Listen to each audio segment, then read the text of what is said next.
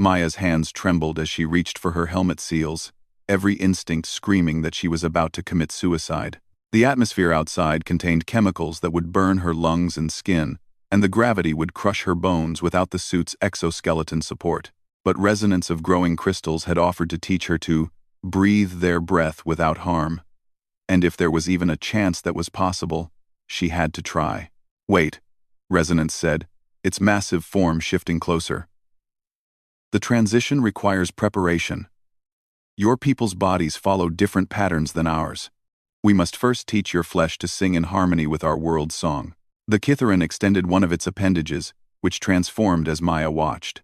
What had been solid crystal became flowing liquid, then reshaped itself into something that looked almost like a human hand. Though 3 times larger and shot through with veins of flowing metal, this will feel strange to your senses, Resonance warned. We will share a small portion of our cultivation song with your body, teaching it to recognize patterns of harmony rather than patterns of destruction. Do not resist the changes you feel. Maya nodded, not trusting her voice. The giant hand touched her helmet gently, and immediately she felt something impossible happening. Warmth spread through her suit's systems, but not the kind of warmth generated by heating elements or thermal regulators. This felt like warmth with intention, like energy that carried information along with temperature. Her suit's sensors went wild as readings that should have been impossible registered across all systems. The crushing gravity was still there, but somehow her bones weren't breaking under the strain. The toxic atmosphere still pressed against her helmet, but her lungs weren't burning, even though she could taste something like cinnamon and starlight in the recycled air. Your species possesses remarkable adaptability, Resonance observed, its voice now seeming to come from inside Maya's head, as well as through her helmet speakers. Your flesh learns new songs quickly once it understands the melody. This is why you survive in places where others perish. Maya felt her body changing in ways she couldn't describe. Not changing physically, exactly, but changing in how it related to the environment around it. The gravity was still crushing, but her muscles seemed to have found ways to work with it rather than against it. The atmospheric pressure still pressed against her, but her organs had somehow learned to maintain their shape despite forces that should have flattened them. How is this possible? Maya gasped, feeling more alive than she had since landing on the planet. All matter wishes to express itself in patterns of complexity and beauty, Resonance explained. Your body is made of matter, just as ours are. When we teach it to hear the songs that matter sings, it can learn to harmonize rather than fighting against the world's natural rhythms. The largest of the assembled Kithaeron spoke again, its harmonics now accessible to Maya in ways that bypassed her translator entirely. The small, warm thing learns quickly. Perhaps there is wisdom in studying how her people adapt to impossibility. If they can learn to cultivate rather than consume, they might indeed have knowledge worth sharing. Maya tried to process what was happening to her. According to everything she understood about biology and physics, what the Kithaerons were doing should have been impossible. They seemed to be rewriting the fundamental parameters of how her body interacted with the environment, teaching her cells to function under conditions that should have been instantly fatal. The cultivation song is not magic, though it may seem so to those who have not learned to hear it, Resonance said, apparently sensing her confusion. Your people understand that matter and energy are different expressions of the same underlying reality. We have learned to work with that reality directly, teaching matter to express itself in patterns of our choosing. You're manipulating quantum fields, Maya realized, her scientific training finally catching up with her experience. Somehow you've learned to adjust the fundamental forces at a subatomic level, changing how particles interact with each other. Your words describe the surface of the truth, Resonance agreed. But understanding requires more than description. Experience the cultivation song directly, and your comprehension will deepen beyond what language can convey. Maya felt her helmet seals releasing, though she couldn't remember consciously operating them. The environmental suit that had kept her alive since landing on Kithara Prime opened like a flower, exposing her to an atmosphere that should have killed her within seconds. Instead, she found herself breathing air that tasted like morning rain and distant lightning, feeling more awake and alive than she had in years.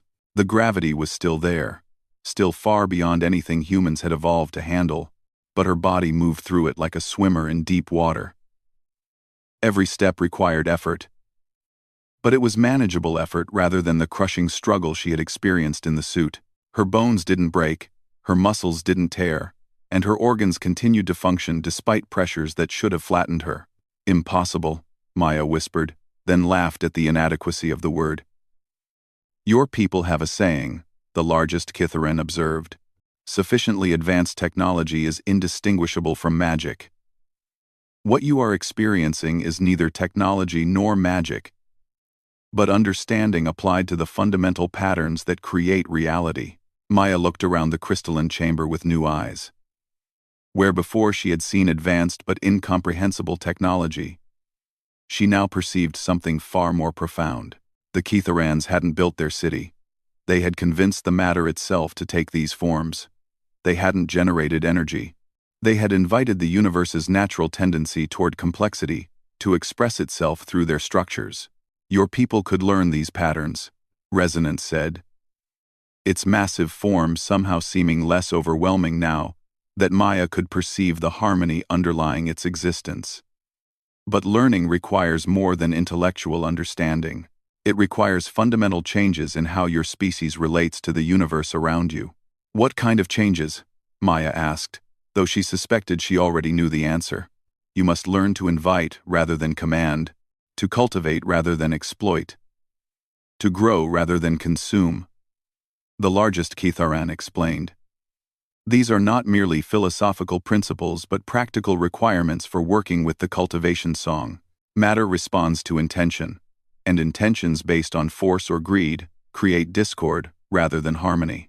Maya thought about human history, about the long pattern of technological advancement driven by competition, conflict, and the desire to dominate rather than cooperate. Could humanity really change its fundamental approach to the universe? Could a species that had spent millennia learning to impose its will on the environment learn instead to work in partnership with natural forces? "Some of my people are ready for these changes," Maya said carefully.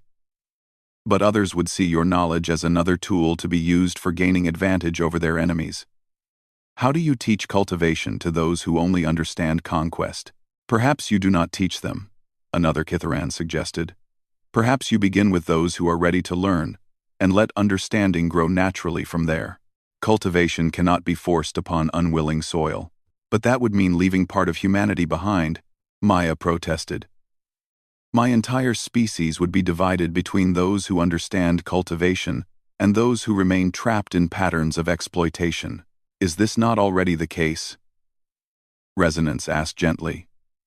"Do not all species contain both the seeds of harmony and the seeds of discord? The cultivation song simply allows the harmonious seeds to flourish, while the discordant ones wither from lack of support."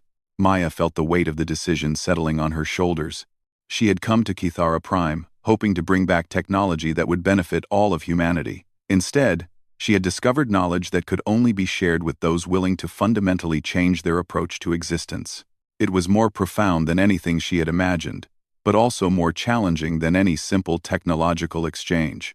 "If I return to my people with this knowledge," Maya said slowly, "I'll be asking them to choose between who they have been and who they could become.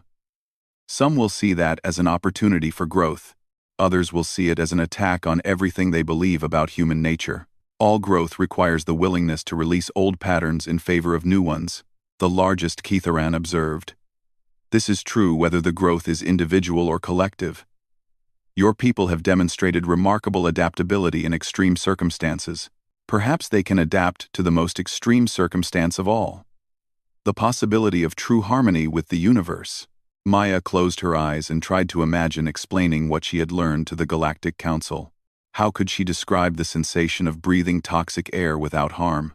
How could she convince anyone that the Kitharans had learned to rewrite the fundamental laws of physics through something that sounded like mystical nonsense, but produced results that surpassed humanity's greatest technological achievements? "There's something else," Maya said, opening her eyes. "Even if my people are willing to learn cultivation, how would they survive the learning process? I can only exist in your environment because you've temporarily modified how my body interacts with the world around it. Without that modification, Any human who came here would die within minutes. Cultivation begins where the student stands, Resonance explained. Your people need not come to our world to learn our songs. We can teach them to hear the harmony that exists within their own environment, their own bodies, their own technologies. Once they understand the principles, they can apply them to any circumstance. You would send teachers to Earth? Maya asked, surprised. We would send knowledge in forms your people can understand, the largest Kitharan corrected. Teachers. Yes, but also seeds of understanding that can grow within your existing frameworks. The cultivation song is not dependent on any particular species or environment. It is the underlying harmony that allows complexity to emerge from simplicity. Maya felt a spark of hope. If the Kitharans were willing to share their knowledge in ways that humans could access safely, then the devastating choice she had been dreading might not be necessary. Humanity could learn cultivation gradually, integrating it with their existing understanding rather than abandoning everything they had built. What would you need from us in return? Maya asked. Perspective, Resonance said immediately. Your species' experience with survival in impossible conditions represents knowledge that even we value. You have learned to endure where others would despair, to adapt where others would break, to find hope where others would surrender. These are forms of cultivation that our people have never needed to develop. Additionally, another Kitharan added, your people's tendency to preserve knowledge across generations could be valuable for maintaining the cultivation songs in environments where they might otherwise fade. We have always existed in harmony with our world, but you have experience with maintaining harmony despite chaos. Maya laughed, recognizing the irony. You want to learn from us how to survive in circumstances where cultivation becomes difficult or impossible? Precisely. The universe is vast and full of challenges. There may come circumstances where even our understanding of harmony faces disruption. Your people's stubborn refusal to accept defeat could prove valuable for maintaining cultivation under impossible conditions. The conversation continued for hours, though Maya lost track of time in the euphoria of breathing freely in an environment that should have killed her. The Kitharans explained their understanding of quantum field manipulation, while Maya shared human insights into adaptation and survival. Gradually, the outline of a real partnership began to emerge. The Kitharans would share their cultivation techniques with carefully selected humans who demonstrated genuine commitment to harmony over exploitation. In exchange, human teachers would work with young Kitharans to develop new applications of cultivation principles for extreme environments. Both species would benefit from perspectives they could never have developed alone. There is one final consideration, the largest Kitharan said as their discussion wound toward conclusion. The knowledge we share carries with it great responsibility. Cultivation techniques applied with destructive intent can cause damage beyond anything your species has yet imagined. How do we ensure that such knowledge is used wisely? 2. Maya thought about the question carefully. On Earth, we have traditions of mentorship and gradual advancement for dangerous knowledge. Students prove their understanding and responsibility before being taught more advanced techniques. Perhaps something similar could work here. A wise suggestion. We propose that any humans who wish to learn cultivation must first spend time among our people, demonstrating their commitment to harmony through their actions rather than their words. Only those who show genuine understanding would be trusted with the deeper songs.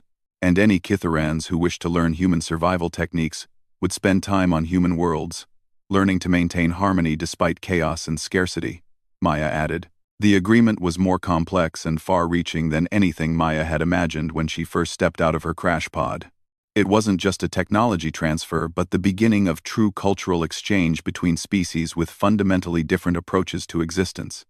The implications would reshape both civilizations over generations. As the formal discussion concluded, Maya realized that her environmental suit's life support had been completely exhausted for hours. She was surviving in an impossible environment through techniques that her own species didn't yet understand, kept alive by the goodwill of beings who could have easily dismissed her as irrelevant. When do we begin? Maya asked, looking around at the assembled Kitharans. We have already begun, Resonance replied, its harmonics carrying notes of what Maya now recognized as amusement. Your survival here is the first lesson. Your willingness to risk dissolution for the sake of understanding is the second. Your ability to perceive harmony despite your species' focus on conflict is the third. Maya felt tears streaming down her face, though whether they were from joy or overwhelming relief, she couldn't say. She had come to Cathara Prime expecting to negotiate for technology that would give humanity an advantage in galactic civilization. Instead, she had discovered the possibility of transformation that could elevate her entire species beyond the limitations that had defined them since they first learned to use tools. The Council of Harmonies has decided, the largest Ketheran announced formally. We will open the paths of cultivation to those humans who prove ready to walk them. In exchange, we ask for instruction in the paths of endurance that have allowed your people to thrive in impossible places. Let this be the beginning of true harmony between our kinds. Maya closed her eyes and listened to the cultivation song that now flowed through her body, teaching her cells to thrive in an environment that should have been instantly fatal. In a few hours, a rescue ship would arrive to extract her from what the Galactic Council assumed would be a failed mission. Instead, she would return with the foundation for a partnership that could reshape the future of both species. The small human girl who had been sent to die on a planet of giants was going home with the keys to unlocking humanity's true potential. It had been, Maya reflected, one hell of a successful first contact.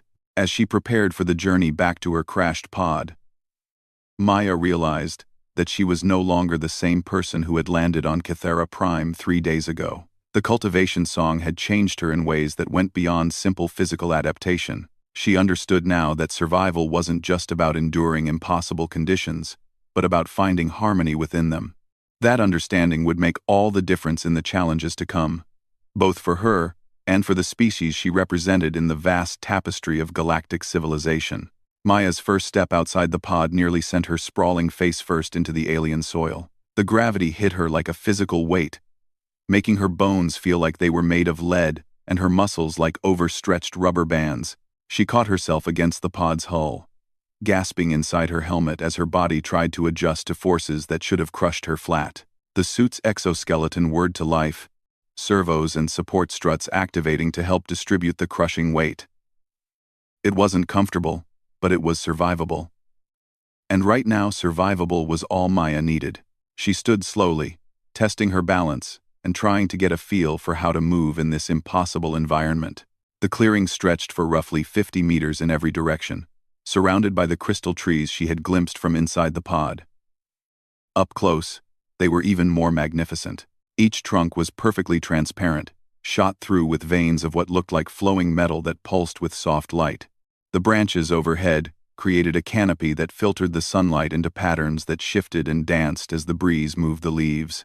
Maya activated her suit's recording systems and began documenting everything. The Council would want detailed reports on the planet's ecosystem, assuming she lived long enough to transmit them. Her first priority, however, was finding the Ketherans. According to her navigation system, the nearest population center was approximately 12 kilometers to the northeast, which might as well have been on another planet given how difficult movement was in this gravity. She had made it perhaps 20 meters from the pod when she heard the sound. It was low and rhythmic, like someone beating a massive drum in the distance. The vibrations traveled through the ground, making her teeth rattle inside her helmet. Maya froze, suddenly aware of how vulnerable she was in this alien environment.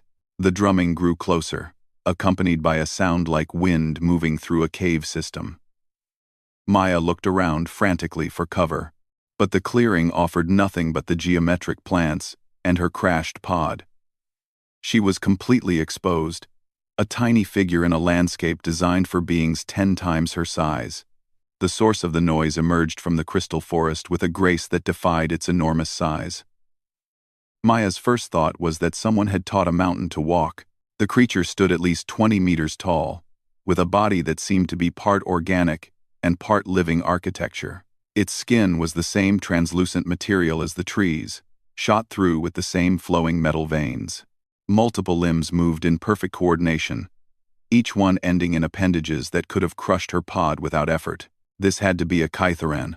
Maya activated her universal translator and tried to remember every piece of first contact protocol she had ever learned. The creature's massive head turned in her direction, and she found herself looking up into eyes that were each larger than her entire body. The Kitharan made a sound that her translator couldn't process. A complex harmony of tones that seemed to come from multiple sources within its body. It approached slowly, each footstep sending tremors through the ground that nearly knocked Maya off her feet. When it was close enough that she had to crane her neck to see its face, it stopped and made the sound again. Maya's translator finally caught on, producing words in her helmet speakers that sounded strange and formal. Small, warm thing that moves with purpose. From where do you fall? What manner of creature makes sounds in the deep language? The deep language presumably referred to the radio frequencies her translator was using. Maya cleared her throat and spoke as clearly as she could manage. My name is Maya Chen. I come from the stars as a representative of the Galactic Council. I seek an audience with your people to discuss matters of mutual benefit. The Kitharan tilted its enormous head, studying her with an intensity that made Maya feel like a microbe under a microscope. When it spoke again, its voice carried notes that sounded almost amused. You speak the star tongue. Yet you are too small to be a star singer. Your warmth is wrong. Your movement patterns unfamiliar. Are you perhaps a lost child of the deep dwellers? I am human, Maya said, trying to project confidence despite feeling like she was addressing a living skyscraper. My species comes from a world far from here. We have traveled across the galaxy to meet your people and learn from your wisdom. Human, the Kitharan repeated, as if testing the word. This designation is unknown. You say you come from the stars, yet you fall from the sky in a burning shell like the seed pods of the great trees. Do your people grow from pods as well? Maya realized that trying to explain spaceflight to a civilization that might not have discovered it yet would take more time than she had. Instead, she decided to focus on establishing basic communication and trust. My people travel between the stars using devices that allow us to cross vast distances. I have come to your world because we have detected that your people possess knowledge that could benefit many species across the galaxy. The Kitharan was quiet for a long moment, its metallic veins pulsing with patterns of light that might have been its equivalent of thought. When it spoke again, its tone had changed subtly. You speak of knowledge as if it were a thing to be taken and carried away.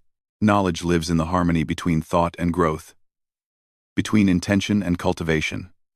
It cannot be removed from its proper place any more than the song can be removed from the singer. That was definitely a philosophical perspective Maya hadn't been prepared for.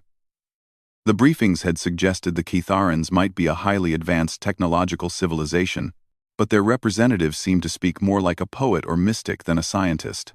She decided to try a different approach. Perhaps I have misunderstood, Maya said carefully. We have observed that your cities generate enormous amounts of energy without damaging your environment. This suggests a harmony between technology and nature that my people have not achieved. We hope to learn how such harmony might be possible.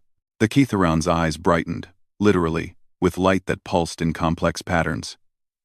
Ah. Now you speak of true matters. The harmony between making and growing, between shaping and being shaped. This is indeed the great work of our people. Though it is not work as you might understand it. Could you help me understand it better? Understanding requires more than words, small, warm thing. It requires participation in the great cultivation. But first, you must survive long enough to learn. Your shell, the Kitharan gestured toward Maya's environmental suit, protects you from the breath of our world. But it also separates you from the cultivation.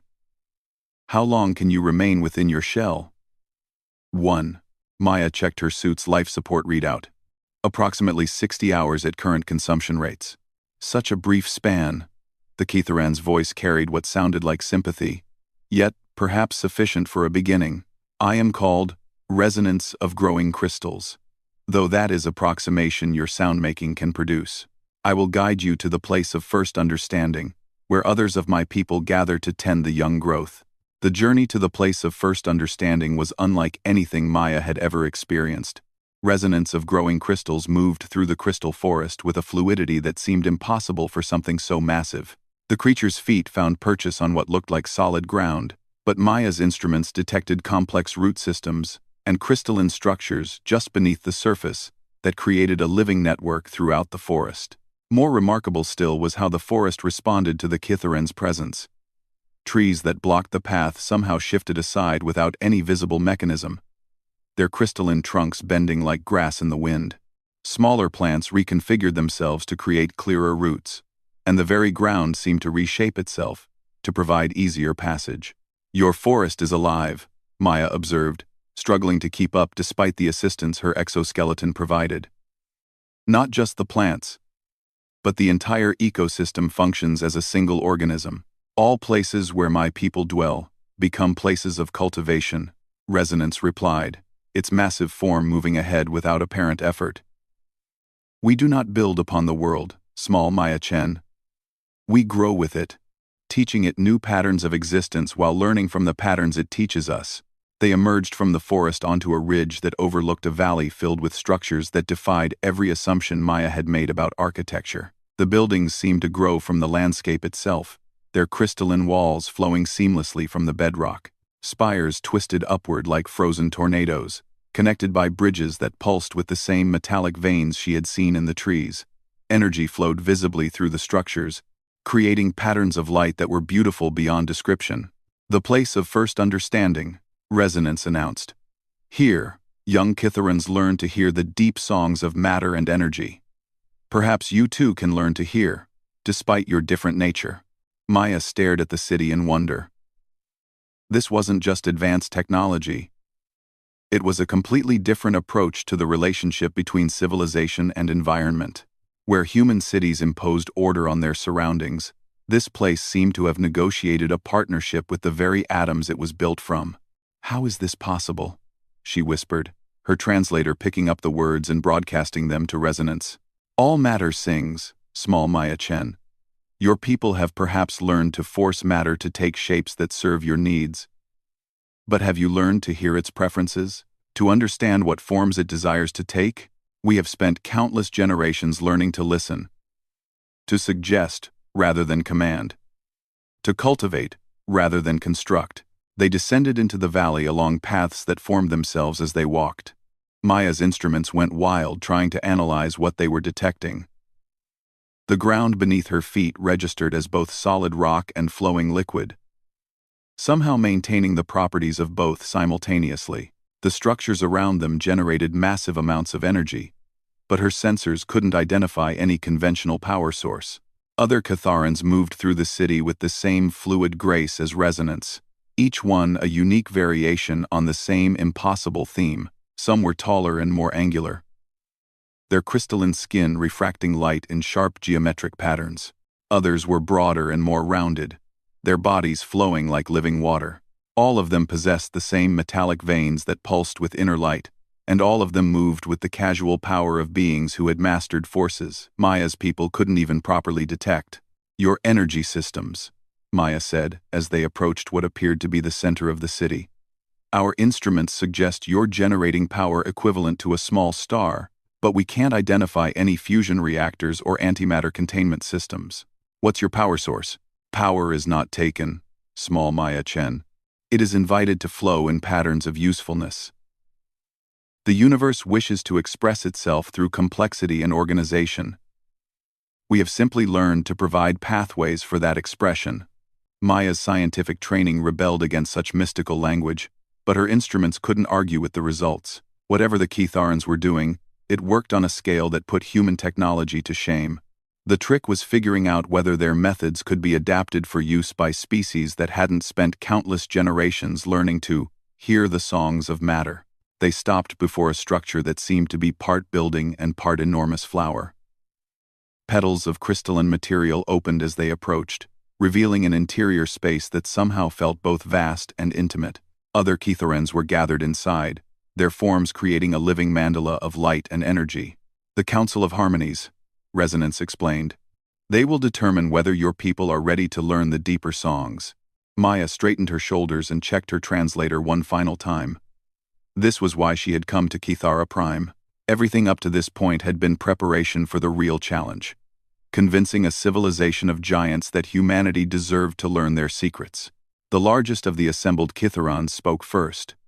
its voice creating harmonies that Maya felt as much as heard. Small warm thing from the star paths, you seek knowledge that your people are not ready to hold.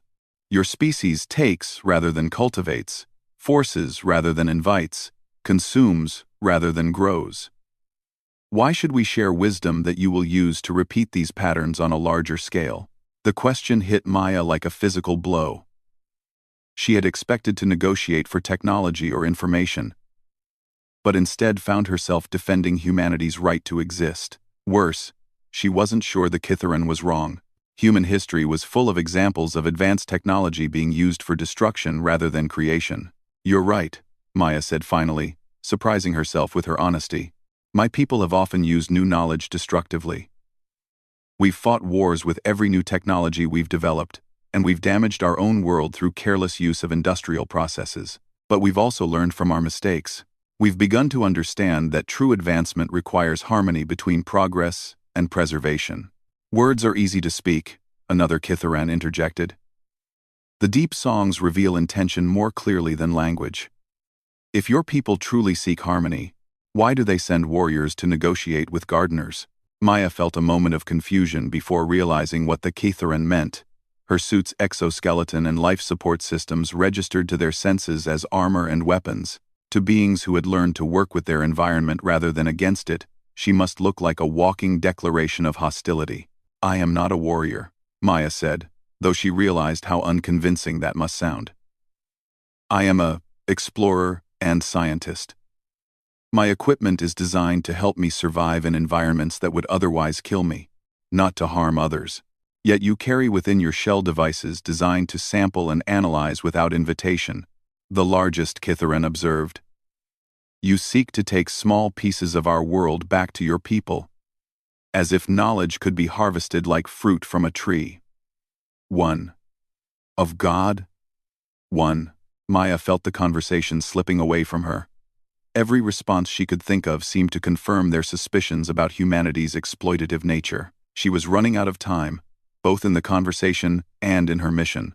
Her suit's life support had already consumed more power than expected due to the strain of operating in high gravity. Then an idea occurred to her, inspired by something Resonance had said earlier. If the Kitharans truly believed in cultivation rather than exploitation, perhaps she needed to offer something in return rather than simply asking for knowledge. You're right, Maya said again. I have been thinking like someone who wants to take your wisdom back to my people.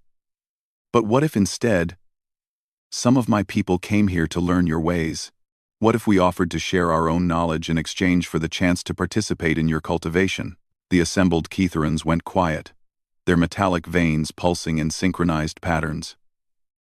Maya held her breath, waiting to see if her desperate gambit had any chance of success.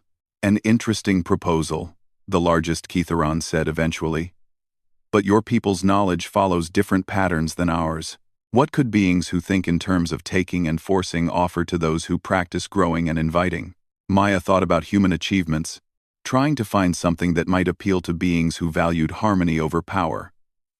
My people are very good at surviving in impossible conditions, she said finally. We've learned to live in environments where we don't belong, to find solutions when conventional approaches fail, and we're excellent at preserving knowledge across generations, even when the original contexts are lost. Survival and preservation, Resonance mused. These are indeed valuable skills, but they speak more of endurance than cultivation. Perhaps, Maya admitted, but sometimes endurance is what allows cultivation to continue when everything seems lost. My people have experience with rebuilding after catastrophe, with maintaining hope when rational analysis suggests despair. These might be useful skills for any civilization that grows across the stars. The Kitharans exchanged more harmonic communications that Maya's translator couldn't fully parse. She waited, trying not to think about how much time she had left before her life support failed. The weight of gravity pressed down on her like a constant reminder that she was fundamentally out of place in this environment. Finally, the largest Kitharan spoke again. We will consider your proposal, small Maya Chen. But consideration requires time, and you have little time remaining in your shell. We offer you a choice. Return to your star paths now, and carry our words to your people. or remain and risk the dissolution of your shell to experience the first lessons of cultivation. Maya looked at her life support readout. Even if she left immediately, the return journey to the pod would consume most of her remaining power. But if she stayed to learn what the Catharans might teach her, she would definitely run out of life support long before she could return to safety. It wasn't really a choice at all. Maya had come to Cathara Prime to make first contact and learn about Catharan technology. She couldn't accomplish either goal by retreating to her pod and waiting for rescue. If she was going to fail, at least she could fail while trying to succeed. "I choose to remain and learn," Maya said, surprised by how calm her voice sounded. "If this is my last conversation, I'd rather spend it discovering something new than hiding in my shell." The Catharan's light patterns shifted to something that might have been approval, or might have been amusement. Resonance moved closer, its massive form somehow managing not to seem threatening despite its size. "Then we begin with the first lesson," Resonance said. "To cultivate harmony with matter, one must first understand that the boundary between self and environment is an illusion. Your shell protects you from our world, but it also prevents you from learning to harmonize with it. Are you willing to trust that we can teach you to breathe our breath without harm?" Maya looked down at her environmental suit, the only thing keeping her alive in this impossible place. Everything about her training screamed that removing the suit would be suicide. The atmosphere was toxic, the gravity crushing, the very air filled with particles that could dissolve her flesh. But she had come to Cathara Prime to learn things that no human had ever learned before. If that required taking risks that no human had ever taken, then so be it. "Tell me what I need to do," Maya said, reaching for the seals of her helmet. The massive space station Concordia Prime hung like a silver jewel against the backdrop of the neutral Kepler system. Its crystalline towers stretched for kilometers, each one housing delegates from across the galaxy. Today marked the most important diplomatic gathering in galactic history, where 12 major species would attempt to forge a lasting peace treaty after centuries of border conflicts and resource wars. Ambassador Zethkar, of the Vraxian Empire, adjusted his ceremonial armor as he gazed through the observation deck at the assembled fleet. Hundreds of warships from different civilizations floated in careful formation around the station. The sleek, biomechanical vessels of the Hive Collective pulsed with bioluminescent patterns. The angular, crystal-powered ships of the Astari Dominion caught starlight on their faceted hulls. The Corvan Federation's massive dreadnoughts bristled with weapon arrays, while the Ethereal Consortium's energy-based vessels shimmered like mirages. "An impressive sight," came a voice behind him. Zethkar turned to see High Chancellor Moradin of the Galactic Council, her tentacles writhing with nervous energy. "Though I wonder if we're witnessing the dawn of peace or the calm before the storm." Zethkar's scaled features darkened. "The humans worry me, Chancellor. They arrived only 3 cycles ago with their crude metal ships. Yet they demand a seat at this table. What right do they have to negotiate with civilizations that have ruled the stars for millennia?" The Chancellor's large eyes reflected uncertainty. "Their expansion has been remarkable. In just 50 standard years, they've colonized over 200 systems. Their military tactics are unconventional but effective. Perhaps we should not underestimate them." "Effective?" Zethkar's laugh was a harsh bark. "They throw themselves at enemies with reckless abandon. They have no understanding of honor, no appreciation for the subtle art of warfare. They're barbarians with fusion drives." Across the station, in the human delegation quarters, Admiral Sarah Chen reviewed the latest intelligence reports with growing concern. Her weathered face showed no emotion as she scrolled through data on alien fleet compositions and strategic capabilities. The small human delegation consisted of only 12 people, led by Ambassador Marcus Webb, but each had been carefully chosen for their expertise. "The Vraxians have positioned their fleet in a defensive formation," reported Colonel James Park, the delegation's military attaché.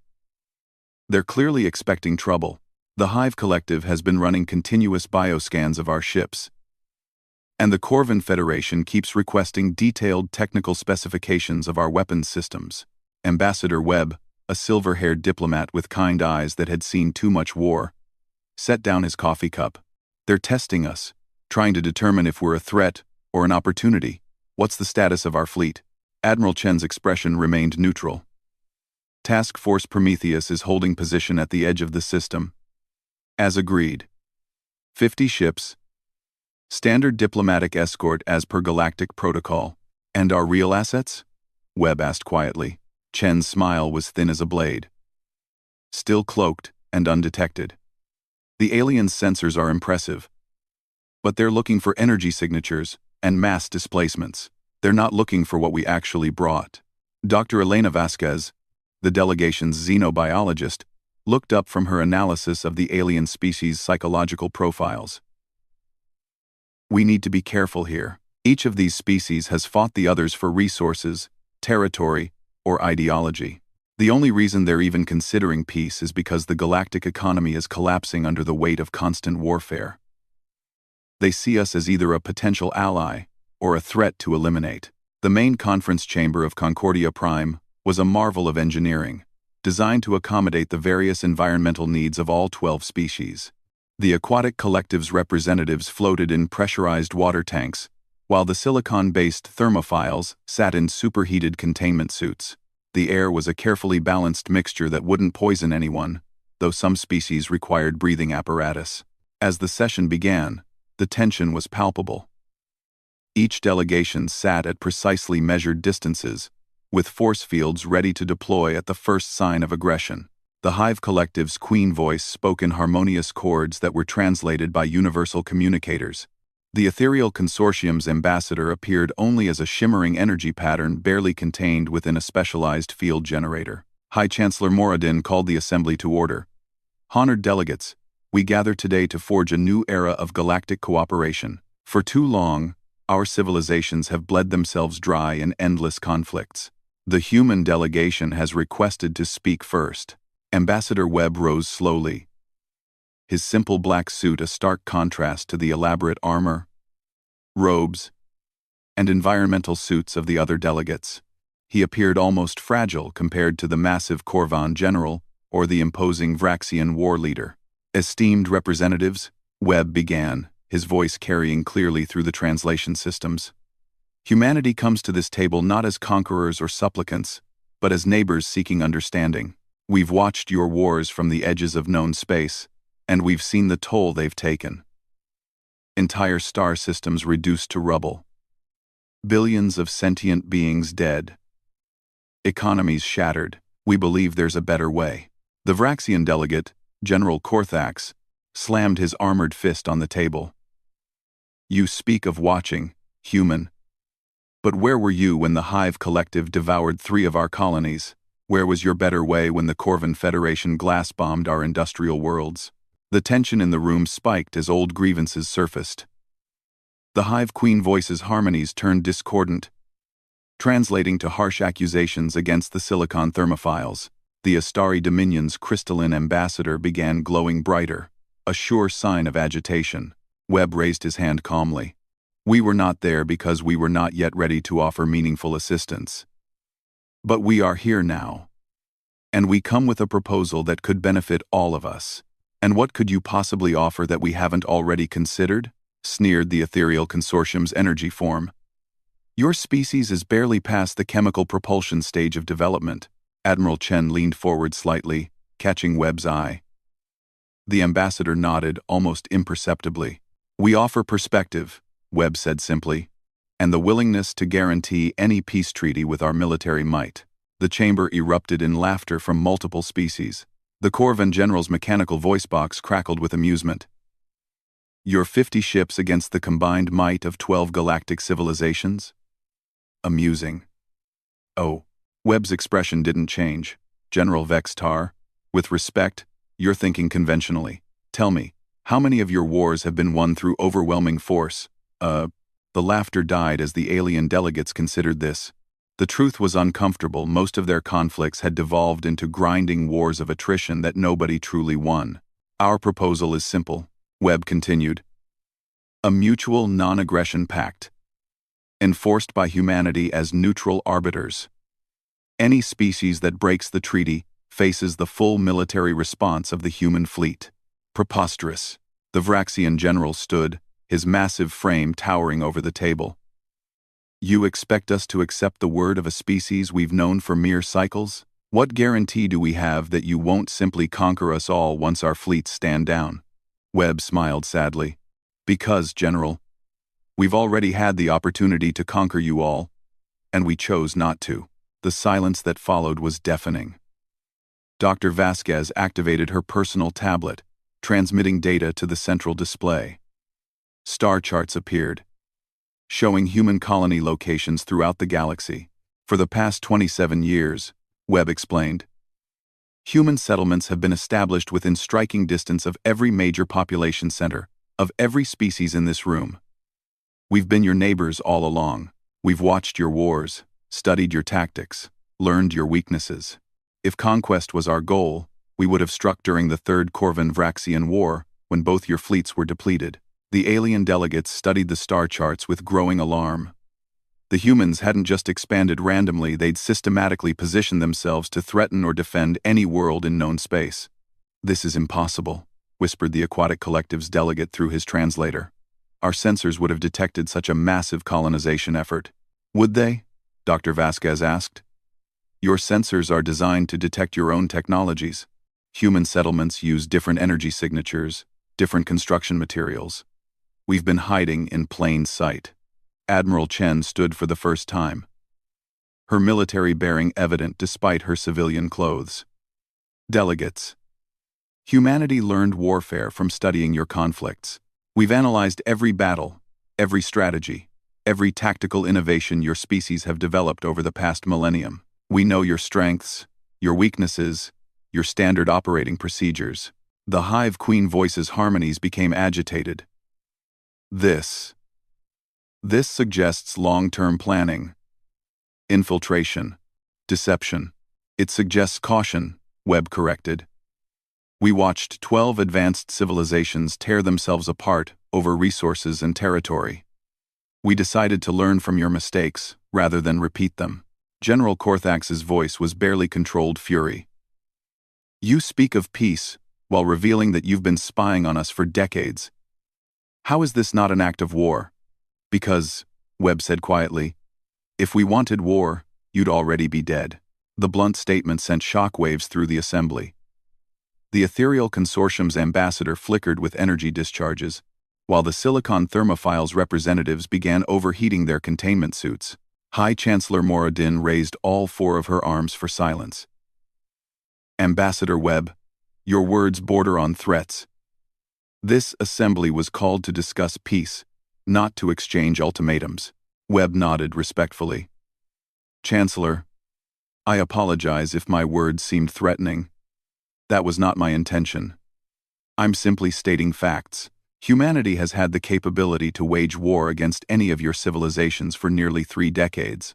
We chose not to because we believe in the possibility of peace. Then prove it, challenged the Corvan general. If humanity is so powerful, why hide behind 50 ships? Show us this mighty fleet you claim to command. Admiral Chen and Ambassador Webb exchanged glances. This was the moment they'd been preparing for. Very well, Webb said. Admiral Chen, please signal Task Force Prometheus to decloak. The alien delegates rushed to the observation windows as Chen activated her communicator. In the space around Concordia Prime, reality seemed to shimmer and bend. Where before there had been empty space between the alien fleets, massive shapes began to materialize. First came the human dreadnoughts, each one larger than any alien capital ship.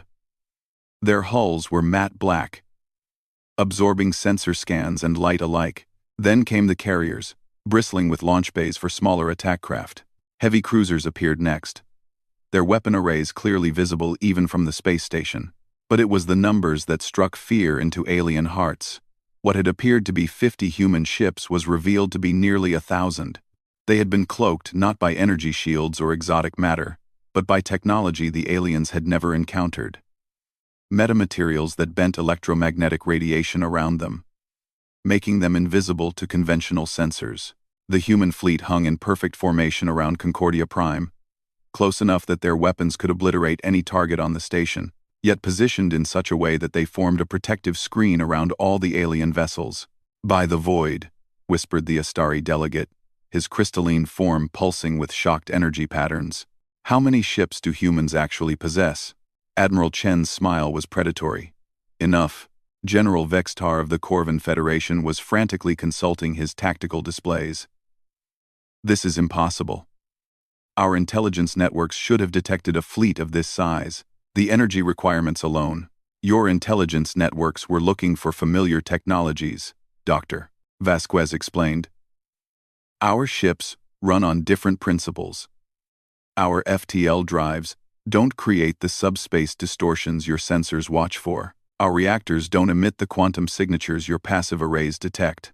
We've been building a navy specifically designed to be undetectable by your methods. The Hive Queen voice's harmonies had become a single, sustained note of alarm. Through the translator, her words carried pure terror. The humans. They've been preparing for war with us since first contact. This was planned. All of it.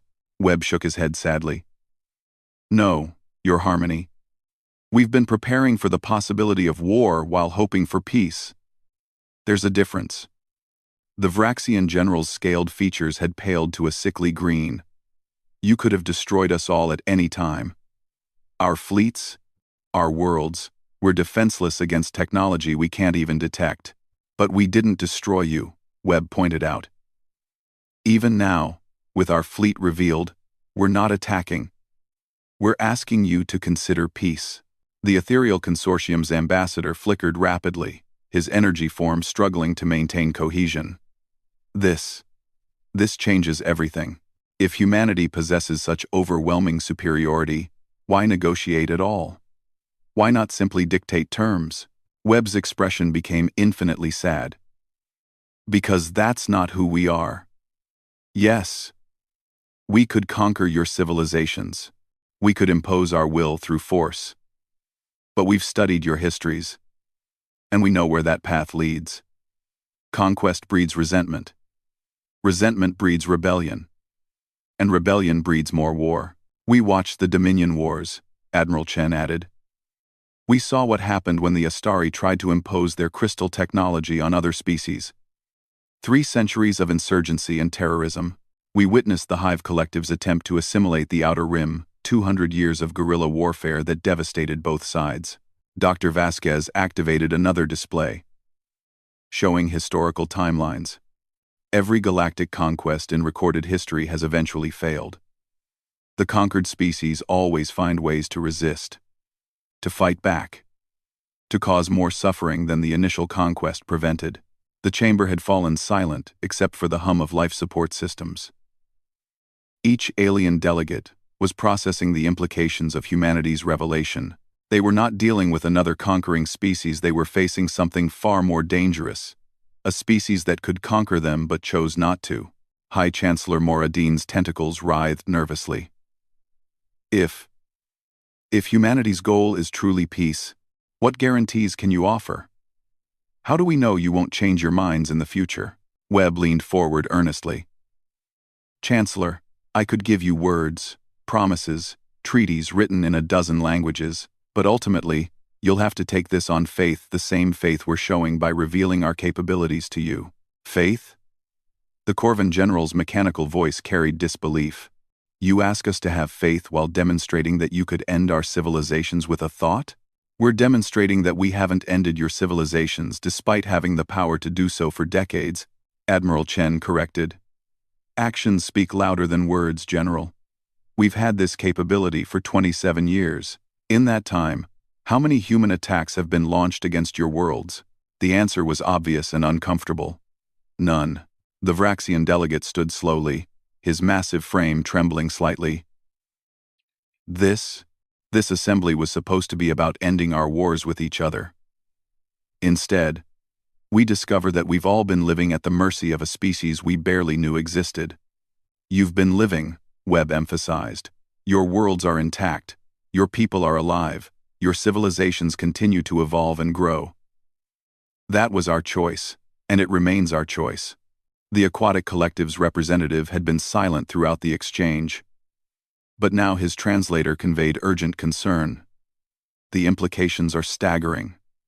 If humans have been observing us for decades, They must know our military capabilities, our strategic doctrines, our technological limitations. We are completely exposed. Yes, Doctor, Vasquez said simply. Just as you would be exposed to each other if you achieved true peace and transparency. The difference is that we've chosen to use that knowledge to protect rather than exploit. The Silicon Thermophile's delegate, who communicated through heat signature modulations, posed a question through his translator. What does humanity gain from galactic peace? What is your motivation for this proposal? Webb considered the question carefully. Diversity. Innovation. Growth. Every species in this room has developed unique solutions to universal problems. The Astari's crystal technology, the Hive Collective's biological engineering, the Corvan Federation's mechanical precision, the Ethereal Consortium's energy manipulation. When civilizations fight, they focus all their innovation on warfare. When they cooperate, they create wonders. Humanity is young compared to all of you, Admiral Chen added. We've advanced rapidly, but we know we still have much to learn. We want to learn from you, to grow alongside you, to build a galaxy where all species can thrive. The ethereal ambassador's energy form stabilized slightly. And if we refuse this offer of protection? If we choose to continue our current conflicts? The question hung in the air like a sword. Webb's expression remained calm, but there was steel in his voice when he replied, Then you continue as you have. We don't impose peace at gunpoint. But understand this, we won't allow any species to achieve galactic dominance through conquest. We'll intervene to maintain balance, to prevent any one civilization from destroying the others. That's still conquest, protested the Hive Queen voice, her harmonies sharp with accusation. You're making yourselves the arbiters of galactic civilization. No, Webb said quietly. We're making ourselves the guardians. There's a difference between ruling and protecting, between conquest and intervention. The debate that followed was intense and far-reaching. Each species raised concerns, asked questions, and proposed alternatives. The humans answered each query with patience and detail, never once threatening or demanding, always explaining and requesting. As the hours passed, a picture emerged of humanity's true capabilities and intentions. They possessed not just superior military technology, but sophisticated intelligence networks, advanced scientific research, and most surprisingly, a genuine desire for peaceful coexistence. The Astari Dominion's delegate, his crystalline form dim with exhaustion, finally asked the question that everyone was thinking. If we agree to this treaty, to this human guarantee of peace, what happens to our independence? Our sovereignty? Webb's answer was immediate and firm. Nothing changes except that you stop killing each other. Humanity has no interest in governing your worlds, controlling your trade, or interfering in your internal affairs. We want you to remain exactly who you are, just without the warfare.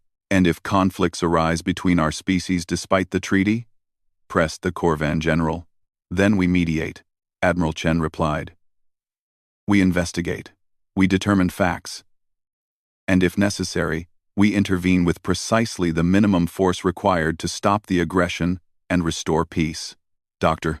Vasquez added, We've studied every major conflict in galactic history. In most cases, wars could have been prevented with early intervention and honest mediation. That's what we're offering a neutral party with the power to enforce fairness. The chamber fell silent again as each delegate contemplated the offer. They were being presented with something unprecedented in galactic history. Peace guaranteed not by balance of power or mutual deterrence, but by a benevolent guardian with overwhelming force. High Chancellor Moradin finally spoke, her voice heavy with the weight of decision. This is not what any of us expected from these negotiations. We came prepared to argue over territorial boundaries and trade disputes. Instead, we're being offered something that could end warfare as we know it. The question, said the Vraxian general slowly, is whether we trust humanity to keep their word, to remain benevolent guardians, rather than becoming tyrannical overlords. Webb stood, and walked to the observation window. Gazing out at the human fleet that surrounded Concordia Prime, like a protective embrace. General Korthax, I understand your concern. It's the right question to ask. Let me tell you why you should trust us. He turned back to face the assembly, his expression grave but determined. Every species in this room achieved spaceflight through military necessity. You built warships before you built colony ships. You reached for the stars because you needed resources for your wars, or because you were fleeing from enemies, or because conquest demanded expansion. Humanity is different. We reached for the stars because we were curious. We built generation ships before we built dreadnoughts. We colonized new worlds not for conquest, but for the simple joy of discovery. War came later, and it came because we encountered civilizations that only understood force. Dr. Vasquez activated one final display, showing the developmental timelines of various human technologies. Look at our advancement pattern. Medical technology before weapons technology, environmental restoration before terraforming, educational systems before military academies. Even now, with this massive fleet, we spend more resources on hospitals and schools than we do on weapons. That, Admiral Chen said firmly, is why you should trust us. Not because we're benevolent by nature, but because we've chosen to be benevolent by design. Every human child learns about the horrors of warfare before they learn about its tactics. Every human officer swears an oath to protect life before they swear to follow orders. The Ethereal Consortium's ambassador flickered thoughtfully. This could work. But it would require unprecedented cooperation between species that have been enemies for millennia. All lasting change requires unprecedented action, Webb replied. The question is whether you're ready to take that step. As the session drew toward a close, it was clear that the galaxy stood at a crossroads. The revelation of humanity's hidden fleet had changed everything. But it was humanity's offer of protective guardianship that would reshape the future of galactic civilization. The delegates requested time to consult with their governments, but everyone in the chamber knew that the age of galactic warfare was ending. The only question was whether it would end with cooperation or with humanity's overwhelming force ensuring peace through superior firepower. As the alien delegates filed out of the chamber, each lost in their own thoughts about this monumental decision, none of them noticed the small smile that played across Ambassador Webb's lips. The first phase of humanity's plan for galactic peace had succeeded beyond their wildest hopes. The talks would continue, but the balance of power had shifted forever. Humanity had revealed its hand, and in doing so, had made it clear that the galaxy's future would be written not in the language of war, but in the vocabulary of peace, whether the other species chose it willingly or not. 3 days had passed since humanity's revelation, and Concordia Prime felt like a powder keg waiting to explode. The massive space station's corridors buzzed with activity as alien delegates huddled in urgent consultations with their homeworld governments. Encrypted communications flooded the subspace networks as each species grappled with the shocking truth about their human neighbors. In the Vraxian delegation quarters, General Korthax paced like a caged predator. His scaled hide rippled with agitation as he reviewed tactical assessments from his fleet commanders. The holographic displays around him showed detailed scans of the human vessels, and each new piece of data made their situation more dire. "The analysis is complete, General," reported Captain Thexmore, his aide-de-camp. "Our weapons would be completely ineffective against their hull composition. It's not just armor, it's some kind of adaptive material that redistributes kinetic energy. Our plasma cannons would be like throwing pebbles at a mountain." Korthax's massive fist slammed into the bulkhead, leaving a dent in the reinforced metal. 30 years. We've been fighting the Corvin Federation for 30 years, losing millions of warriors, and these humans have been watching us like we're children playing with toys. "There's more, sir," Thexmore continued reluctantly. "Our intelligence division has been analyzing the star charts the humans provided. Their colony locations. They're not random. Each human settlement is positioned to control critical hyperlane junctions. If they wanted to, they could cut off trade between our worlds entirely." The implications were staggering. The Vraxian Empire's economy depended on trade routes that apparently ran directly through human-controlled space. Every cargo ship, every military transport, every civilian liner, All of them had been traveling past human colonies for decades without knowing it. And we never detected them, Korthax muttered. Our entire intelligence network, our sensor grids, our patrol fleets useless. Across the station, the Hive Collective's queen voice floated in her biotank, her tentacles writhing with complex emotions that her species rarely experienced individually. The collective consciousness that guided their civilization was in chaos. Millions of minds trying to process the existential threat that humanity represented. Through the translation interface, her thoughts became audible to her attendants. The calculations are disturbing. Human reproductive rates, combined with their expansion velocity, suggests they could populate the entire galaxy within 5 generations. They are not merely powerful, they are an inevitable force. Her senior bioengineer, a creature whose carapace bore the scars of a dozen conflicts, shifted nervously. Your harmony. The genetic samples we've obtained from human diplomats show remarkable adaptability. Their DNA contains dormant sequences that could theoretically allow survival in almost any environment. This species was designed for galactic colonization. Designed or evolved? The Queen voice asked, her harmonics carrying deep concern. Unknown. But their biological structure suggests purpose beyond natural selection. They are too perfect for expansion, too adaptable for contact with alien species. It is as if they were created to inherit the galaxy. In the Corvin Federation's heavily shielded chamber, General Vextar's mechanical limbs clicked rhythmically as he processed data through his cybernetic implants. The Federation had replaced most biological components with superior mechanical alternatives, believing that flesh was weakness. Now, faced with humanity's revelation, that philosophy seemed inadequate. Analysis complete. His tactical processor announced through speakers embedded in his skull. Human technology operates on principles we do not comprehend. Their energy signatures suggest power sources that violate known physics. Their faster-than-light drives create no detectable subspace disturbances. Recommendation: immediate full military mobilization against existential threat. But even as the recommendation processed through his circuits, Vextar's organic brain, the small portion that remained unaugmented, considered the futility of such action. The humans had demonstrated capabilities that made conventional warfare meaningless.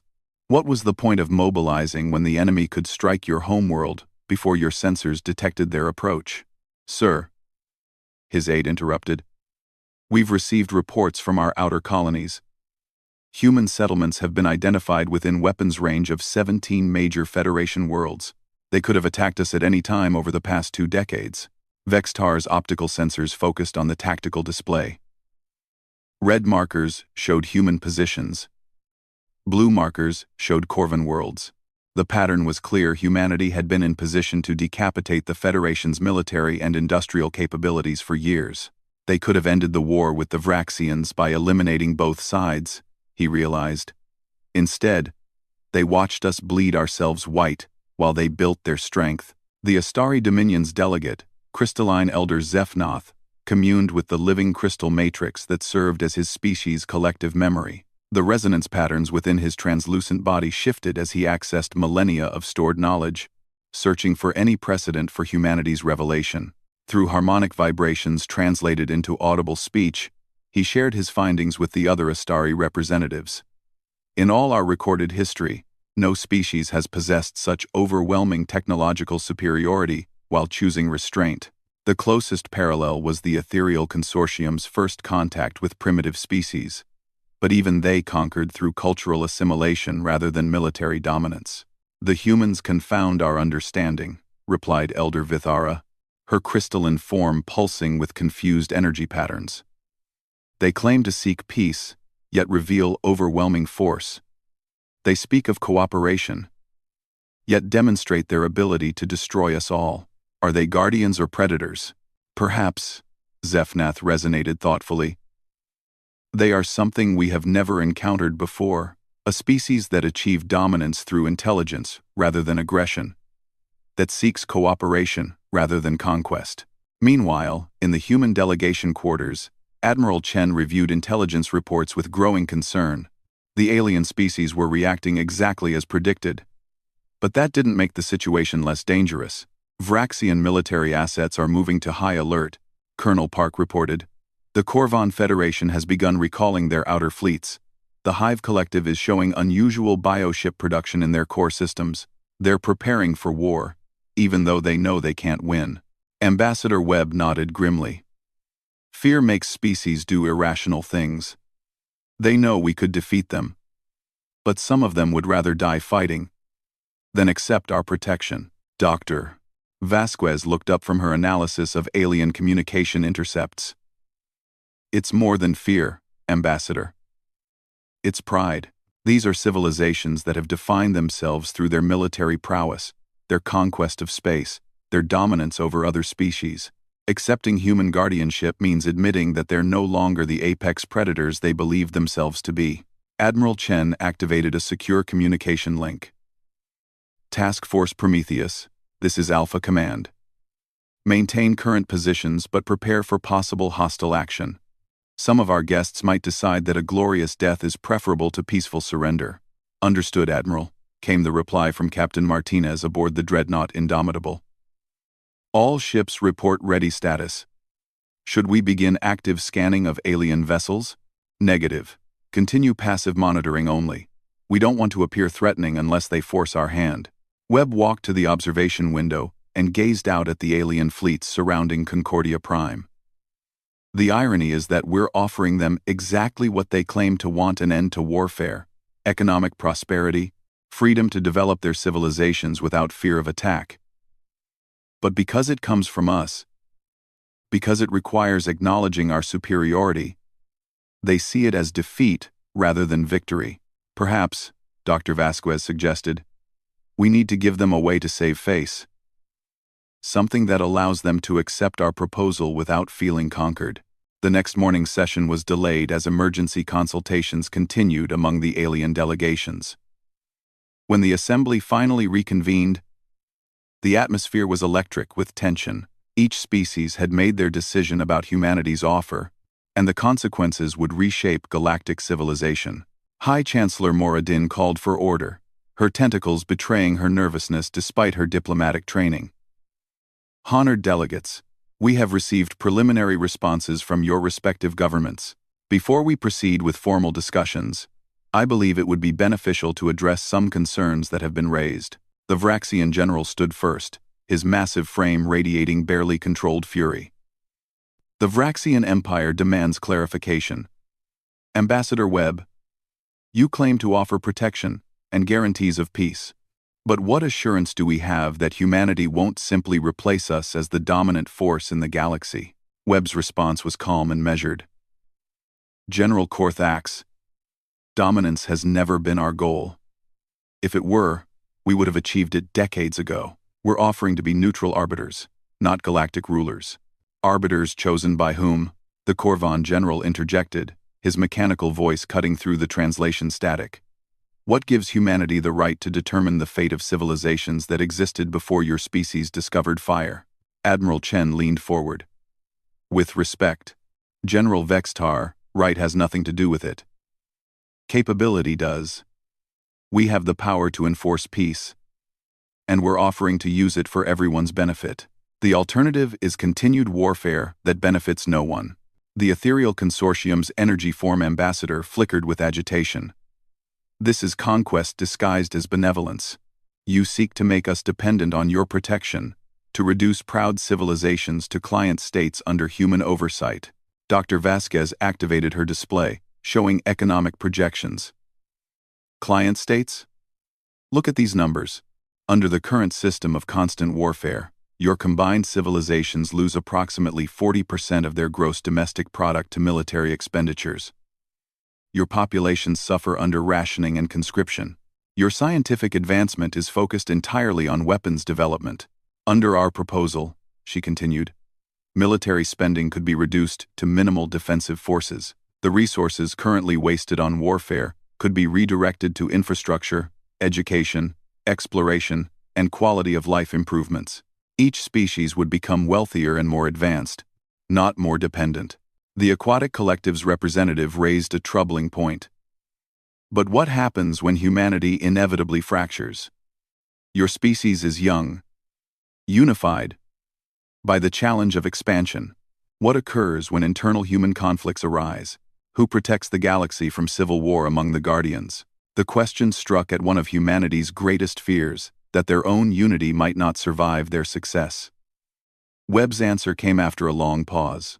That's a valid concern, and one we've considered extensively. Human civilization has built-in safeguards against exactly that scenario. Our government structure is designed to prevent the concentration of power that could lead to tyranny. Our military swears allegiance to principles, not individuals. And most importantly, we've learned from your histories. RG.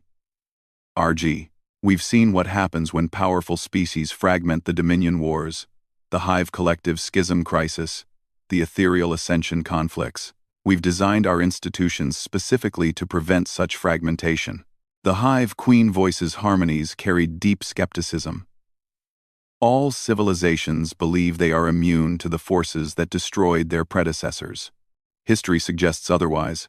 You're right, Admiral Chen acknowledged. Which is why we're not asking you to trust us indefinitely. We're proposing a trial period, 50 standard years of guaranteed peace under human protection. At the end of that period, if any species wishes to withdraw from the agreement, they're free to do so. The Silicon Thermophile's delegate posed a practical question. What specific mechanisms would govern this arbitration? How would disputes be resolved? What constitutes grounds for intervention? Webb activated his personal display, showing a detailed framework document.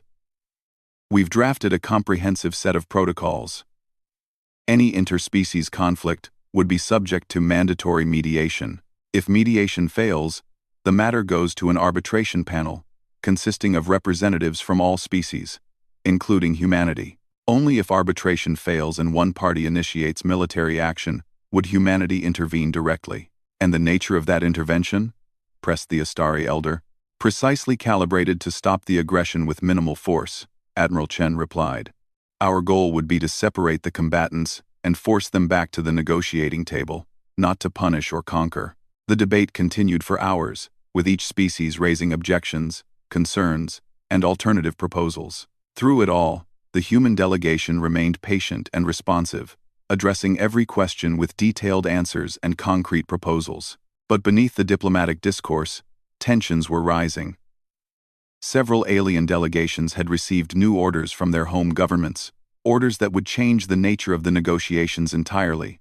As the session approached its midday recess, the Vraxian general stood and made an announcement that sent shockwaves through the assembly. The Vraxian Empire has consulted with allied civilizations and reached a decision regarding humanity's proposal.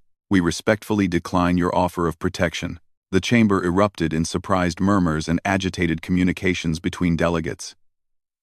This was the first formal rejection of humanity's proposal, and it carried enormous implications. Furthermore, General Korthax continued, his voice carrying grim determination. The Vraxian Empire, in alliance with the Corvan Federation and the Silicon Thermophile Aggregate, hereby demands that humanity withdraw all military forces from this system and submit to inspection of their claimed territorial holdings by a joint investigative commission. The ultimatum hung in the air like a challenge. General Vexes Tar of the Corvan Federation stood to add his support. The Federation concurs. Humanity's hidden expansion represents a clear and present danger to galactic stability. We demand transparency and verification of your true capabilities and intentions. Ambassador Webb's expression remained calm, but his eyes hardened slightly. Gentlemen, I'm disappointed but not surprised by your response. However, I must point out that you're making demands of a species that has just demonstrated overwhelming military superiority. What exactly do you hope to achieve through ultimatums? We hope to preserve our dignity and independence, Korthax replied. Better to die free than live as vassals, no matter how benevolent the master claims to be. The Hive Queen Voice's harmonies joined the chorus of rejection. The collective agrees. We cannot accept guardianship from a species that has deceived us for decades. Trust cannot be built on foundations of lies and hidden agendas. Admiral Chen stood slowly, her movement drawing every eye in the chamber. Delegates, You seem to be under the impression that this is a negotiation among equals. Let me clarify something for you. She activated her communicator and spoke clearly. Task Force Prometheus. This is Admiral Chen. Please demonstrate our scanning capabilities for our guests. Within seconds, holographic displays materialized above each alien delegation's table. The displays showed detailed internal schematics of their respective flagships, weapon configurations, shield generators, reactor cores, and crew quarters mapped with impossible precision. These scans were taken through your ship's military-grade shields and armor, Chen explained calmly. We know the exact position of every weapon, every system, every person aboard your vessels. Your security is an illusion. The demonstrations continued as the human fleet revealed more of its capabilities. Passive sensor sweeps mapped the interior of Concordia Prime itself, showing the location of every delegate, every security officer, every hidden weapon. Energy dampeners temporarily disabled non-critical systems on alien ships, proving that humanity could cripple their vessels without firing a shot. You see, Webb said into the stunned silence that followed. We're not asking for your cooperation because we need it. We're asking because we want it. There is a difference, and that difference is what separates us from conquerors. General Korthax's scaled features had paled, but his voice remained defiant. Impressive technology, Admiral. But do you truly believe you can intimidate entire civilizations into submission? Our peoples have fought for freedom against impossible odds before. Have they, Doctor? Vasquez asked quietly. General, when has any of your species faced an enemy that could disable your ships without firing a shot? When have you fought an adversary that knew the location of every military installation, every government center, every population hub in your territory? She activated another display, showing real-time surveillance feeds from major alien worlds. The images were clearly taken from orbit city centers, military bases, industrial complexes, all observed in perfect detail. We're not threatening you, she continued. We're simply showing you reality. Humanity could end any or all of your civilizations within hours, if we chose to. The fact that your worlds still exist, that your people still live, that your governments still function, that's because we have chosen mercy over conquest, cooperation over domination. The ethereal consortium's ambassador flickered desperately. This is madness. You reveal your overwhelming power, and then claim to want peace? How can we trust beings who could annihilate us on a whim? Because, Webb said gently, we've had that whim for decades and never acted on it. Actions speak louder than words. And our actions have consistently been those of protectors, not predators. The session devolved into chaos as alien delegates shouted accusations and demands in a dozen languages. The translation system struggled to keep pace with overlapping conversations as species that had been enemies for centuries suddenly found themselves united in fear of humanity. Through it all, the human delegation remained calm, answering questions when asked, but making no threats and offering no ultimatums. They had revealed the truth, demonstrated their capabilities, and made their proposal. Now it was up to the galaxy to decide how to respond. As the day's session ended without resolution, it was clear that the peace talks had reached a critical juncture. Humanity had shown its hand completely overwhelming force coupled with genuine desire for cooperation. The alien species now faced a choice that would determine the future of galactic civilization. They could accept human guardianship and enter an era of unprecedented peace and prosperity. Or they could reject it and face the consequences of defying a species that held the power of life and death over entire civilizations. The next session would bring their final answer. And with it, the dawn of a new age, whether born through wisdom or written in the ashes of those who chose pride over prudence. As night fell over Concordia Prime, emergency sessions continued in every alien delegation. Subspace communications burned with urgent messages to home governments. Military commanders calculated impossible odds, while diplomats searched for alternatives to submission or annihilation. In their quarters, the human delegation prepared for what might be the most important day in galactic history. They had offered peace, demonstrated their power, and shown their restraint. Tomorrow would reveal whether the galaxy was ready to accept a new order, or whether it would choose the familiar path of warfare over the uncertain promise of human protection. The stakes could not be higher, and failure would mean the end of everything the peace talks had hoped to achieve. But success would bring something unprecedented in galactic history. True, lasting peace, under the watchful eye of humanity's benevolent guardianship. The choice lay with the aliens now, and everyone at Concordia Prime knew that whatever decision they made would echo throughout the galaxy for generations to come. The fourth day of negotiations dawned with Concordia Prime in a state of barely controlled chaos. Emergency sessions had continued through the night, as alien governments grappled with humanity's ultimatum: accept protection, or face the consequences of rejecting the most powerful military force in galactic history. In the Vraxian delegation quarters, General Korthax stood before a holographic projection of the Vraxian High Council. The massive warrior's scaled features were grim as he delivered his final report. Honored counselors, the situation is clear. Humanity possesses overwhelming technological and numerical superiority. Our analysts estimate they could conquer the Empire within 72 hours if they chose full military engagement. High Counselor Thrakvan, an ancient Vraxian whose scarred hide bore testament to decades of warfare, leaned forward in his council chamber. "And yet you recommend we reject their proposal?" "I do," Korthax replied firmly. "Honorable submission is still submission. Our people have fought for independence for 10,000 years. We cannot simply surrender our sovereignty because we face a superior enemy, even if that surrender would end the wars that have bled our people dry?" asked Counselor Miratel, her voice carrying the weariness of a leader who had seen too many young warriors die. "Better to die as Vraxians than live as human pets," Korthax declared. "Our ancestors faced impossible odds against the Ethereal Consortium's first expansion. They faced annihilation during the Silicon Thermophile invasions. Each time, they chose to fight rather than kneel. That is what makes us Vraxian." The debate among the Vraxian leadership reflected similar conversations happening across the galaxy. Pride warred against pragmatism. Independence fought against survival. Honor contested with wisdom.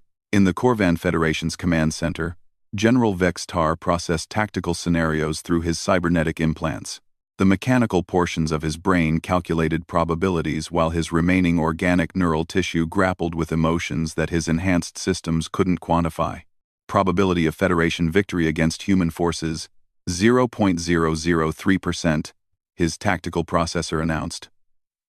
Probability of significant damage to human fleet during Federation defeat, 0.001%.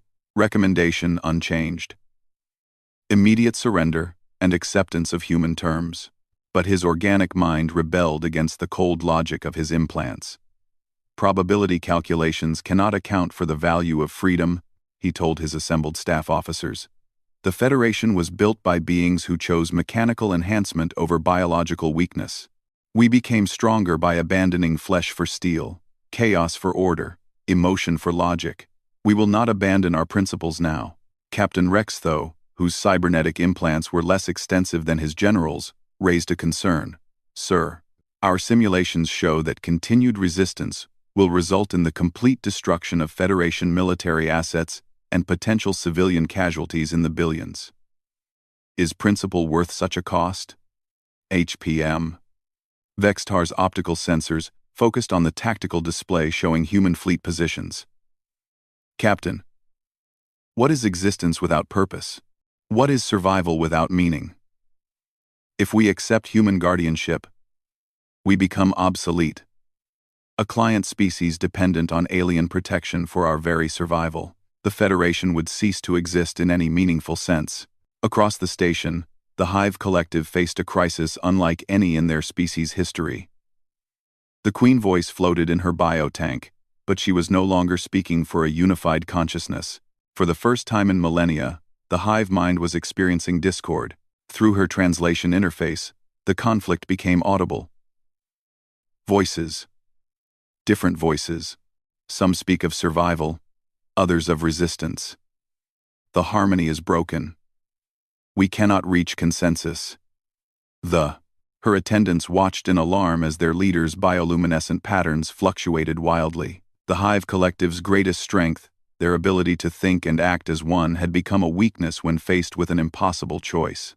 "Your harmony," one of her bioengineers ventured carefully. "Perhaps we could request additional time for consideration?" Raps. "No. Time changes nothing. Humans grow stronger while we debate. But submission ends what we are. If we accept guardianship, do we remain the collective, or do we become something else?" The question struck at the heart of the crisis. Each alien species was being forced to confront not just military defeat, but existential questions about their identity and purpose in a galaxy dominated by human power. In the Astari Dominion's crystalline chamber, Elder Zephnath resonated with frequencies of deep contemplation. The living crystal matrix that stored their civilization's memories pulsed with confused energies as millennia of stored knowledge failed to provide guidance for their current predicament. "The resonance patterns are unclear," he harmonized to his fellow elders. "In all our recorded history, no civilization has faced such a choice. Accept protection from a benevolent hegemon, or resist and face annihilation. The precedents do not exist." Elder Vithara's crystalline form pulsed with frustrated energy. "Perhaps that is because such a choice has never been offered before. The humans claim benevolence, but they enforce it with overwhelming force. Is this truly different from conquest?" "The difference," Zephnath replied thoughtfully, "may lie in their demonstrated restraint. They could have destroyed us already, yet they choose negotiation. They could have conquered without warning, yet they reveal their strength and ask for cooperation. Or they are so confident in their superiority that they believe resistance is meaningless," Vithara countered. "Perhaps this is simply a more sophisticated form of conquest, one that makes the conquered complicit in their own submission." Meanwhile, in the human delegation quarters, the atmosphere was tense despite their overwhelming advantage. Admiral Chen reviewed intelligence reports with growing concern. "The alien fleets are adopting suicide formations," Colonel Park reported grimly. "The Vraxians have moved their dreadnoughts into positions that would maximize casualties if they self-destruct. The Corvan Federation has armed their ships with cobalt warheads. They're prepared to irradiate their own vessels to deny us salvage." Dr. Vasquez looked up from her psychological analyses. "It's exactly what we feared. We've pushed them into a corner where they see death as preferable to submission. Their pride won't allow them to accept our offer, no matter how beneficial it might be." Ambassador Webb stared out at the alien fleets, his expression heavy with regret. "We knew this was a possibility. Species that have defined themselves through warfare and conquest don't easily accept guardianship. Even benevolent guardianship. The question," Admiral Chen said quietly, "is how far we're willing to go. If they choose death over submission, do we honor that choice or force them to accept our protection?" It was the fundamental dilemma of benevolent hegemony. At what point did protection become oppression? When did saving a species from itself cross the line into tyranny? Webb's answer came after a long pause. "We follow the plan. We make our final offer, demonstrate the consequences of rejection, and let them choose. If they choose death over life, honor over survival, then we respect that choice, even if it breaks our hearts." As the final negotiating session convened, the tension in the assembly chamber was palpable.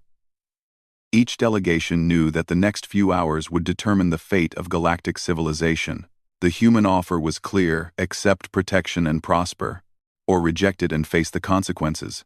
High Chancellor Moradin called the session to order, her tentacles betraying her nervousness despite her diplomatic training. "Honored delegates, we have reached the moment of final decision. Each government has had time to consider humanity's proposal. Ambassador Webb, would you care to restate your offer?" Webb stood slowly, his bearing dignified despite the weight of the moment. "Esteemed representatives, humanity's proposal remains unchanged. We offer to serve as neutral arbiters and protectors of galactic peace. We ask only that you cease hostilities against each other and submit disputes to mediation. In return, we guarantee your security, your independence in internal affairs, and your prosperity through reduced military expenditures." The choice is yours, he continued. Accept our protection and enter an era of unprecedented peace and growth, or reject it and continue as you have, though you must understand that we will not allow any species to achieve galactic dominance through conquest. General Korthax rose first, his massive frame radiating defiant determination. The Vraxian Empire has consulted with its allies and reached a final decision. We reject humanity's offer of protection. We choose freedom over safety, honor over submission. General Vextar of the Corvan Federation stood next, his mechanical voice carrying metallic resolution. The Federation concurs. We were not built to kneel before alien powers, regardless of their claims of benevolence. We choose independence. The Hive Queen voice's harmonies were discordant as she spoke. The collective is divided. But the stronger voices choose resistance. We reject human guardianship. One by one, the major powers declared their positions. The Silicon Thermophiles chose resistance. The Astari Dominion voted for independence. Even the Ethereal Consortium, despite their philosophical nature, rejected human protection. Only the smaller civilizations, the Aquatic Collective, the Crystalline Hegemony, and the Botanical Confederacy accepted humanity's offer. They had less pride to lose and more to gain from guaranteed protection. Admiral Chen stood as the last rejections were declared. I'm deeply saddened by your choices, but I respect them. You've chosen to prioritize your independence over your survival, and there's honor in that decision. However, she continued, her voice taking on a harder edge, you should understand the implications of your choice. Humanity will not allow this galaxy to continue tearing itself apart through endless warfare. If you reject our protection, you reject our restraint as well. Ambassador Webb activated his communicator. Task Force Prometheus, initiate Operation Guardian's Gambit. Show our friends the future they're choosing. What happened next would be remembered as the most terrifying demonstration of military power in galactic history. The human fleet, which had remained in defensive positions around Concordia Prime, suddenly dispersed with impossible speed. Within minutes, human ships appeared in every major star system controlled by the rejecting species, not just the core worlds. Every significant population center, military installation, and industrial complex in Vraxian, Corvan, Hive Collective, Silicon Thermophile, Astari, and ethereal space. The speed of deployment was impossible by known physics.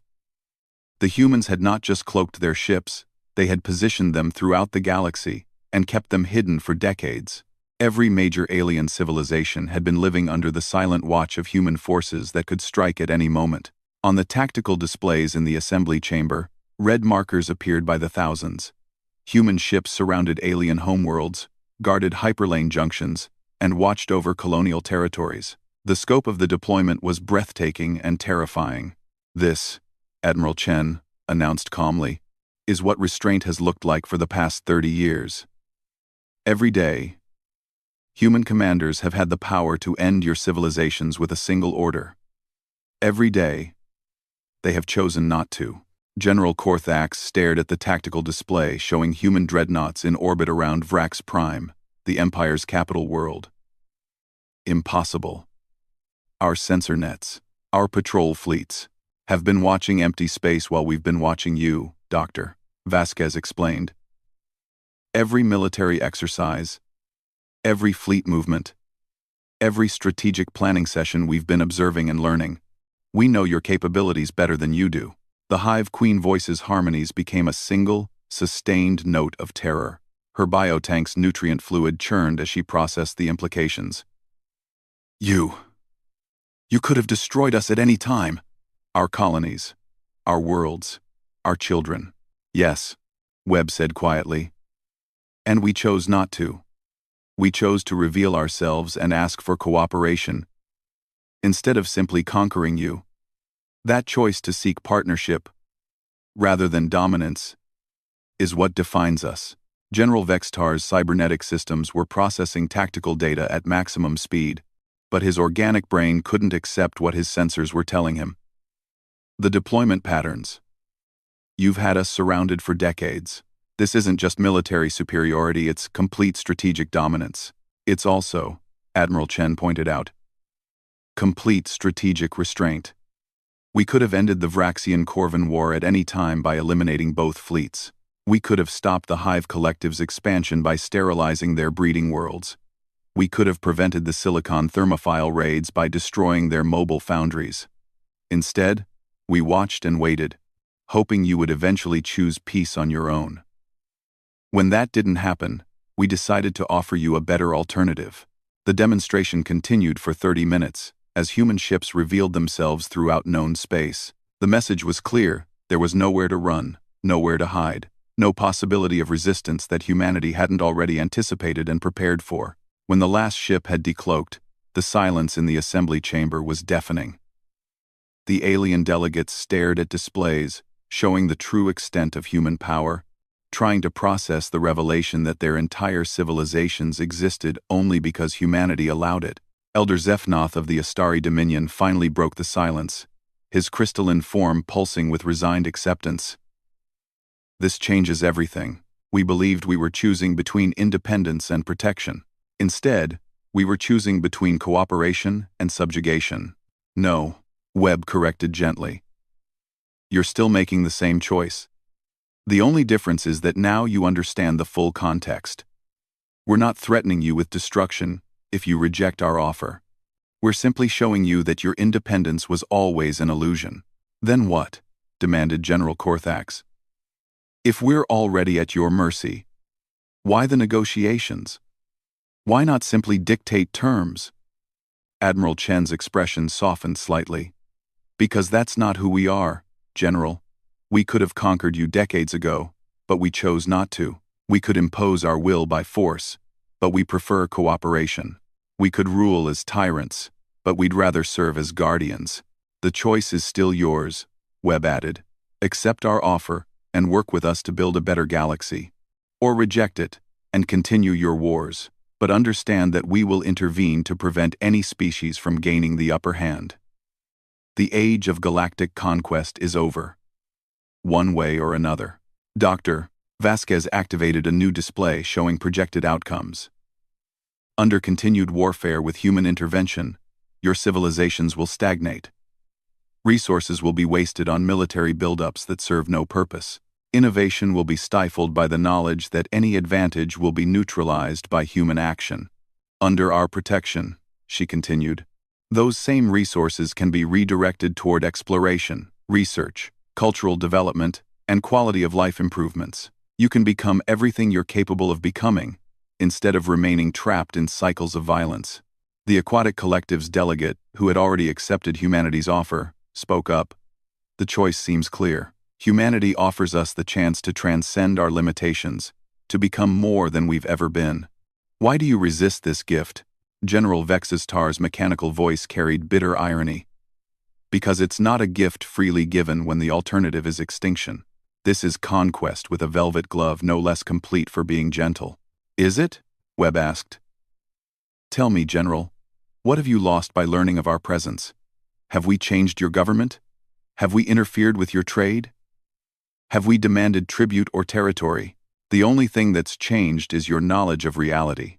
The debate continued, but the outcome was inevitable. One by one, the alien species began to reconsider their positions. The Astari Dominion was the first to change their vote, recognizing that their crystalline civilization could prosper under human protection. The Silicon thermophiles followed, their logical processes concluding that resistance was futile. The ethereal consortium wavered, their energy-based forms flickering with uncertainty. The Hive Collective remained divided, their harmonies discordant with internal conflict. But the Vraxian Empire and the Corvan Federation held firm in their refusal.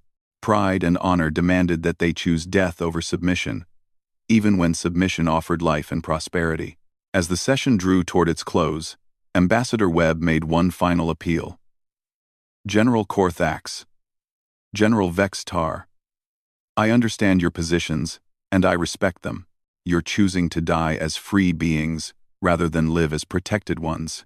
There's nobility in that choice. But consider this. Your refusal doesn't just affect your governments or your militaries. It affects every civilian under your protection. Every child who will never grow up. Every artist who will never create. Every scientist who will never discover the secrets of the universe. Is your pride worth their lives? Is your independence more valuable than their futures? The question hung in the air like a challenge to everything the warrior cultures held sacred. For warriors, the choice between honor and death was simple, but for leaders responsible for billions of lives, the calculation became infinitely more complex. General Korthax's scaled features showed the weight of command as he considered Webb's words. Around him, his aide whispered urgent calculations about civilian casualties, economic collapse, and the end of Vraxian civilization. General Vextar's cybernetic systems ran probability analyses while his organic brain grappled with emotions his mechanical enhancements couldn't process. The cold logic of his implants said surrender, but the fire of his species' independence burned too bright to extinguish. The session ended without resolution, but everyone knew that the final decision point had arrived. Humanity had revealed its full power, demonstrated its reach, and made its final offer.